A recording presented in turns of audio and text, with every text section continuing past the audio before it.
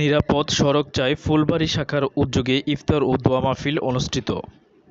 মোহাম্মদ ফয়জার রহমানের পাঠানো তথ্য ও ভিডিওচিত্রে বিস্তারিত।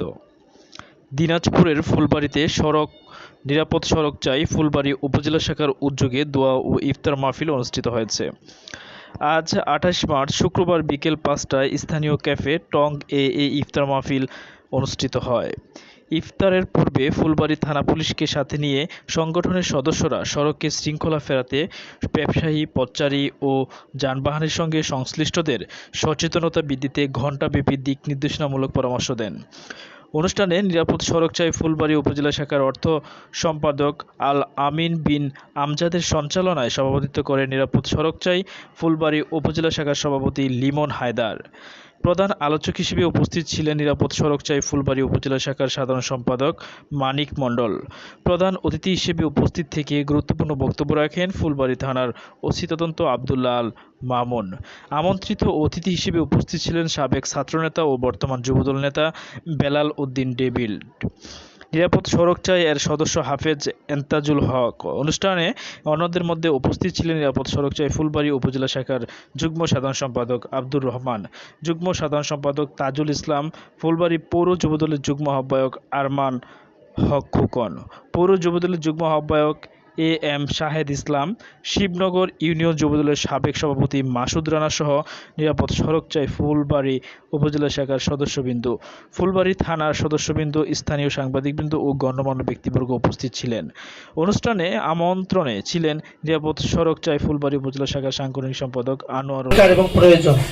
এই সংগঠনের দ্বারা এই সংগঠনের উদ্দেশ্য এবং লক্ষ্যই হচ্ছে মানুষের ভালো কিভাবে করা যায়।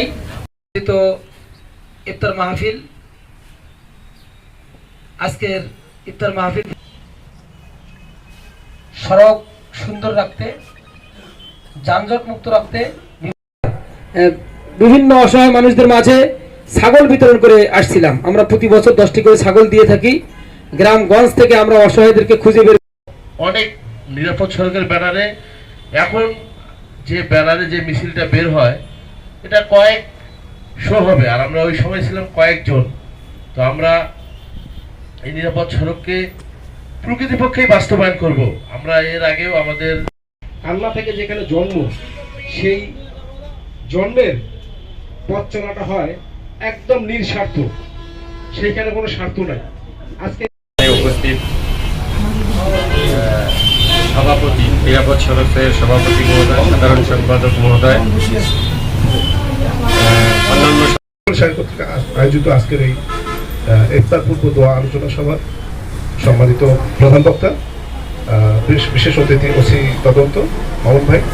সড়ক চাই আন্দোলন করছি 2008 সাল থেকে।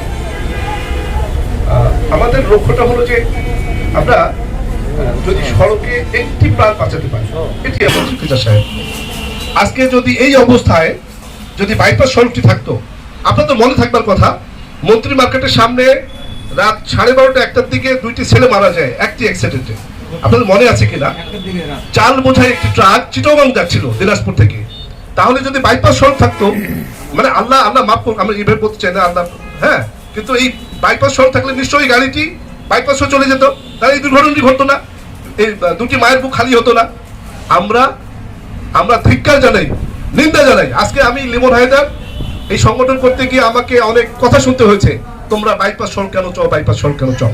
ফুলবাড়ীবাসীকে আমি মনে করি এক কাতারে আসতে হবে, এই জায়গায় এক কাতারে আসতে হবে, দল মত নির্বিশেষে সবাইকে এক জায়গায় আসতে হবে। প্লিজ আমরা এক জায়গায় আসি, বাইপাস সড়কটি বাস্তবায়ন করি, তাহলে হয়তোবা কিছুটা দুর্ঘটনা কমিয়ে আনতে পারবো আমরা। ধন্যবাদ। আমি অনেক বড় আল্লাহ ইফতারি পূর্ব মুহূর্তে আল্লাহ আপনার দরবারে যে হাত তুলেছি।